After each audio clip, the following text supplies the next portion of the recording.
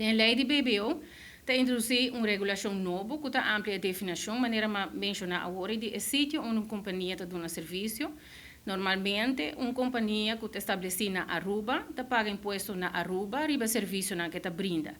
Atualmente, ta assina que se companhia não está estabelecida na Aruba, ou ta vende seu serviço na uma companhia de Aruba, e companhia estrangeira por visa que está gevestigd in het buitenland, mas nós bisa holandês, não paga imposto na Aruba, para sobra e não está estabelecida na Aruba, naturalmente. Com a regulação nova aqui, tem cambio de sítio onde está dando serviço e está considerar que o sítio onde o serviço está dando e caminha começa a cobrar imposto concernido. Isso aqui significa que está cobra BBO, BAVP e BAZV na companhia de Aruba, que a compra e serviço for a companhia de exterior.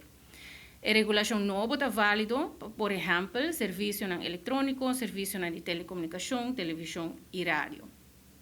A situação de câmbio de sítio do serviço é importante, naturalmente, para poder determinar qual companhia tem que pagar BBO. E o sistema aqui é sistema que está conhecido no mundo de impostos e está aplicado também na Holanda e está conhecido como a verleggingsregeling na holandês.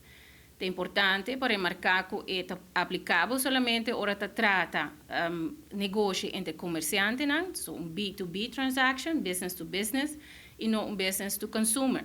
Pois se uma pessoa privada compra serviço de uma companhia de exterior, a pessoa privada, natuurlijk, pessoa não paga BBO, BAVP e BAZV. A companhia, de caso aqui, companhia estrangeira, lopo número representante fiscal, fiscal vertegenwoordiger na Aruba, ora se trata de transação de um business to consumer, passina representante aqui por acto na nome da companhia e por hasi a declaração e pago de BBO, BAVP e BAZV. Maneira mestertal. A regulação nova está garantizar que o governo tem seu fair share ou trata a entrada de imposto e para o departamento de imposto também a regra nova serve para melhorar a compliance de parte de contribuinte que está em linha de prática comum do mundo de imposto. Empresário não residente, maneira a mencionar, por assignar representante permanente, fiscal vertegenwoordiger na Aruba, por atender com seu dever de imposto.